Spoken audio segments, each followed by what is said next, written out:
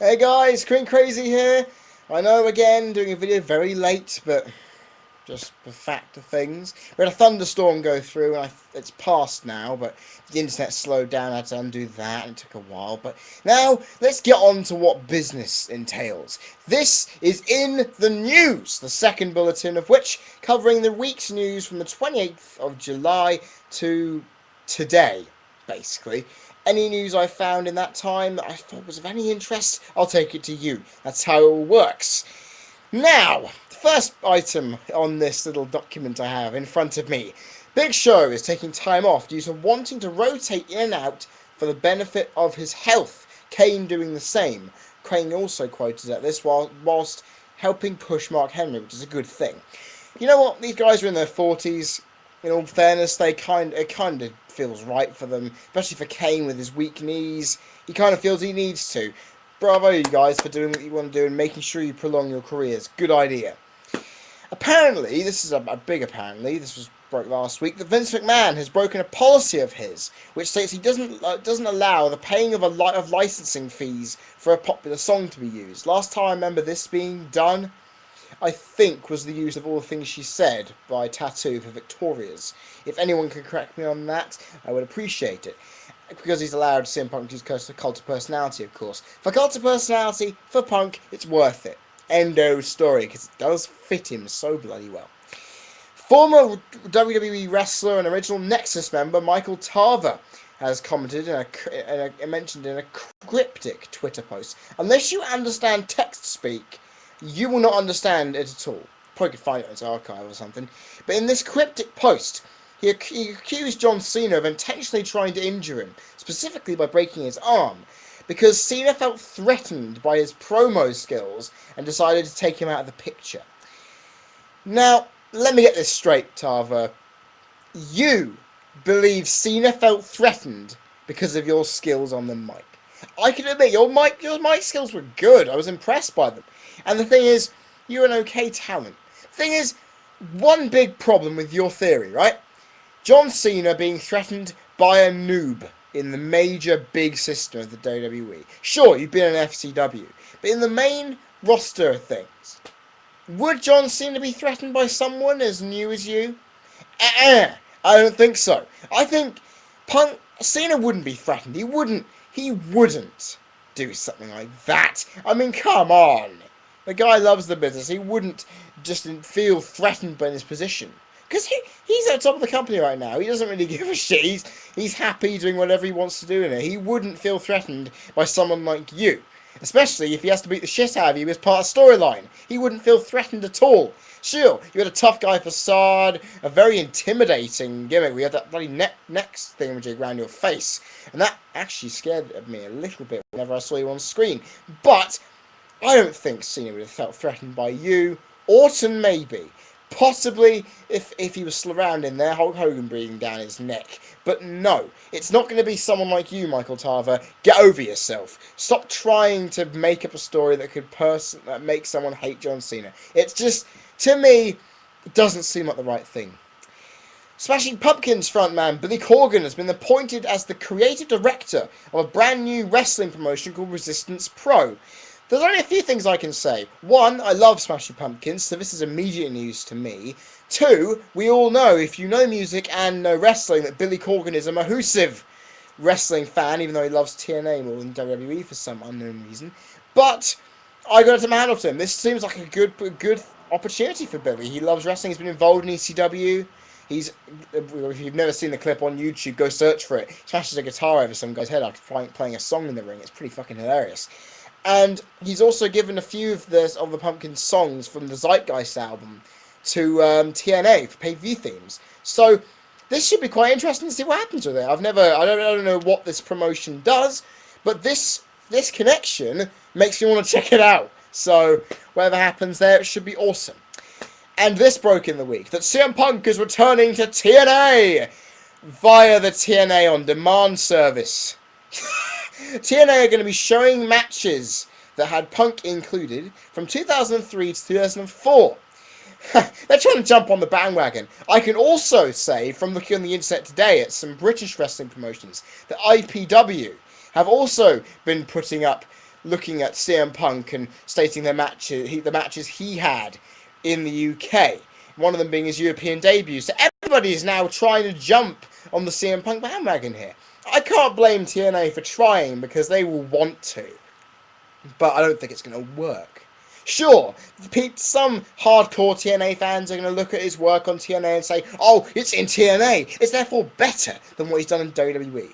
Yeah, but if you're a TNA fan and you didn't watch the Money in the Bank match and have a big grinning smile on your face, then you obviously don't know what the hell is going on. According to the Wrestling Observer newsletter, highspots.com have offered the Ultimate Warrior and Hulk Hogan $100,000 each to participate in an interview with each other. A face-to-face interview. Oh my god. No, seriously. What? I can understand this. Because obviously, Hogan and Warrior are two of the most inflated egos in wrestling. Not just today, but in history. They are, without a shadow of a doubt, two of the biggest arseholes in wrestling. Because they really do not know when to keep their mouth shut. And for the most part, it really slaps them in the face. The fact that you're inflating these guys' egos with $100,000 for an interview which effectively, to me, I don't know. I just don't understand why you're giving two incredibly volatile and inflated egos $100,000 to have a spat. Because they're not man enough to face each other. I bet they're not going to be man enough to face each other. And if they do, they're just going to sit on the $100,000, wait for the interview to be over, say a few little things, and then run off into the sunset with your $100,000 and not give you any money, anything back in sustainable value in an interview.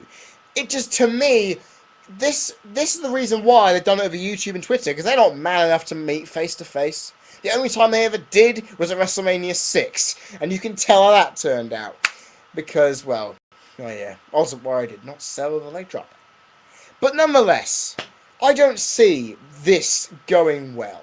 Sure, if the interview pops up and it is a success, I literally will apologise right now for that.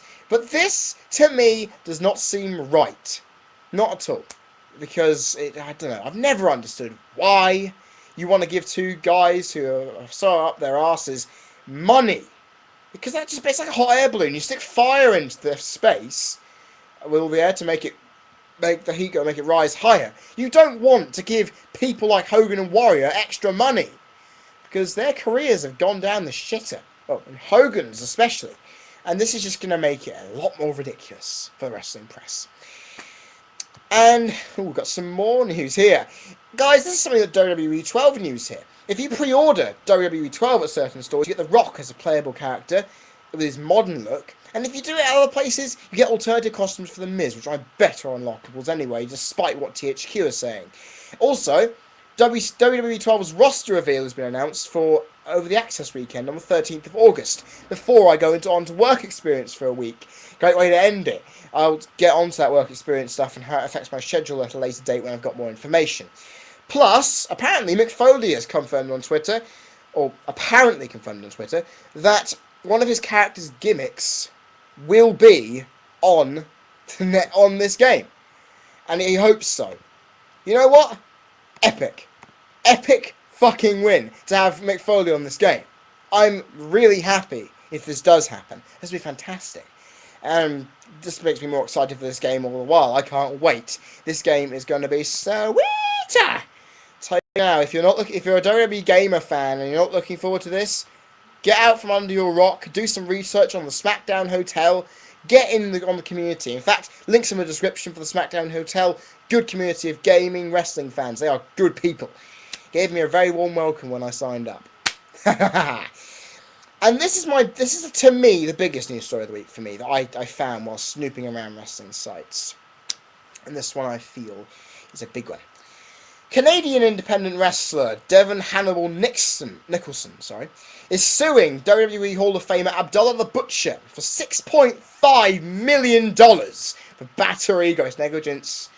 You can kind of see where those charges are going. Because apparently Abdullah bladed the guy in a match, a cage match in 2003. One, without his permission, apparently. And second, apparently with a dirty and already used blade, according to some sources. Which in the process gave this indie wrestler hepatitis C. According to Nicholson, upon the disease wasn't discovered until 2009, 2 years afterwards. And he was apparently had a dream contract with WWE torn up because they have a no blood policy, of course, in the wrestling business because of that obviously problem. And also they have the fears of hiring someone with hepatitis C in case he does bleed.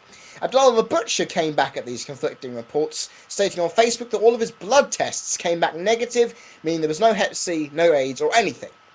Now here's my view on this, right? Wrestling is a very dangerous sport in multiple reasons. We all know this is a problem. For it go from concussion, steroid use to concussions to this, and we all know you got to take precautions, right? Now, if I was this kid, and I was in a match with Abdullah the Butcher, I'd do my research because this guy is a fucking nutter. Sorry, this guy Abdullah the Butcher is infamous for blading in matches. If you didn't know the risks for this, and you went ahead anyway and got hepatitis C from it, that's your own fault. I'm sorry, but this is the thing. You should have known the risks. You should have done your research, man. Because if you're saying, oh, it's gross negligence, it's battery, you're in the fucking ring to perform. It's part of the story. If you get something, it's like someone who works with asbestos and gets a lot of lung problems. He knows what they know what they're getting in for. They've done the research. They know what they're doing. You, the exact same. And this gets to my point where, effectively, he says on the blood tests are negative, he said that this couldn't have happened. You waited 2 years after the actual, actually, way more than that, 2007, 2 years to get it diagnosed, and then 2 extra years to file charges. Now, to me, that is the blame culture in this world right now, where we have something happen to us, wait for a while to see if it still affected us, ages on, and then we file charges. I mean, 6.5 million. That is absolutely awful to see you want that much from a retired wrestler who, I believe in some ways, probably doesn't even have that money. And I tell you now, there have been a lot of articles which have been in favour of this kid, but I had to put the blame solely on him, because if he didn't know what he was getting himself in for, and he got this, then that's his fault. He is to blame for this, and he can't use lawyers and other things to try and say otherwise. I mean, Christian made a thing that got him the world title by disqualification, but that's a wrestling matter. This is a totally unrelated courtroom law matter that really shouldn't have been done. I don't know what this kid is on about. But it's your fault, kid. That's coming from me. It's my opinion here, but this is your fault. Next time something like this happens, do your fucking research. Know what you're doing. And if this does happen, know what to do when it does. Because this guy has no... I wouldn't... Seriously, this is just stupid. And I honestly feel it's the biggest story of the week because of this reaction I've just given. And that is the end of In the News, guys. I will, of course, be back on Sunday for my next rant. And I hope you guys are there for it. You like what I'm saying? You want to hear more from me? Subscribe button up there. You like what I'm hearing? You want to give me some positive things? Comments down there for opinions. Like button if you like or dislike. You know what I mean. Questions for my Q&A. You want to ask them? Click on my channel name up there and go to moderator on the channel. Also, guys, I will want to ask you one question.